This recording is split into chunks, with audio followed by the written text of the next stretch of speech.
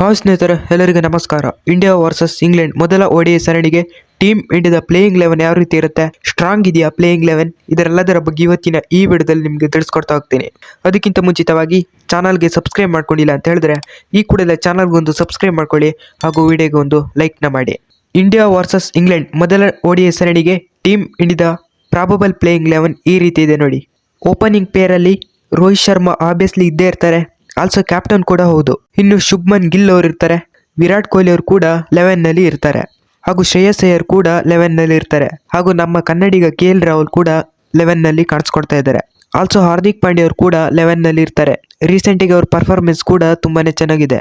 Allrounder ಆಗಿ ರವೀಂದ್ರ ಜಡೇಜಾ ಅವರು ಇರ್ತಾರೆ, ಹಾಗೂ ಅಕ್ಷರ್ ಪಟೇಲ್ ಅವರು ಕೂಡ ಇರ್ತಾರೆ. ಸ್ಪಿನ್ನರ್ ಆಗಿ ಕುಲ್ದೀಪ್ ಯಾದವ್ ಅವರು ಇರ್ತಾರೆ, ಹರ್ಷದೀಪ್ ಸಿಂಗ್ ಕೂಡ 11 ನಲ್ಲಿ ಇರ್ತಾರೆ. 2-3 ಇಯರ್ಸ್ ನಂತರ ಕಂಬ್ಯಾಕ್ ಮಾಡಿರುವಂತಹ ಮೊಹಮ್ಮದ್ ಶಮಿ ಅವರು ಕೂಡ 11 ನಲ್ಲಿ ಕಾಣಿಸ್ಕೊಳ್ತಾ ಇದ್ದಾರೆ. ಆಬ್ವಿಯಸ್ಲಿ ಈ 11 ಇದ್ದೇ ಇರುತ್ತೆ ODI ಸರಣಿಗೆ. ಇದರಲ್ಲಿ ಒಂದು ಚೇಂಜಸ್ ಆಗ್ಬೋದು. ಏನಂತ ಹೇಳಿದ್ರೆ ಇಲ್ಲಿ KL ರಾಹುಲ್ ಬದಲಿಗೆ ರಿಷಬ್ ಪಂತ್ ಅವ್ರನ್ನ ಹಾಕೋಬಹುದು. ಇಬ್ರು ಕೂಡ great wicket keeper. KL Rahul 11 ನಲ್ಲಿ ಇರ್ತಾರೆ, ಆದ್ರೆ ಇಲ್ಲಿ 11 ನಲ್ಲಿ ಚೇಂಜಸ್ ಕೂಡ ಆಗಬಹುದು. ಈ 11 ಬಗ್ಗೆ ನಿಮ್ಗೆ ಏನಿಸುತ್ತೆ ಕಾಮೆಂಟ್ ಮಾಡಿ. ಇದೇ ತರ ಕ್ರಿಕೆಟ್ ಅಪ್ಡೇಟ್ಸ್ಗಾಗಿ ಚಾನಲ್ಗೊಂದು ಸಬ್ಸ್ಕ್ರೈಬ್ ಮಾಡ್ಕೊಳ್ಳಿ ಹಾಗೂ ವಿಡಿಯೋಗೊಂದು ಲೈಕ್ನ ಮಾಡಿ.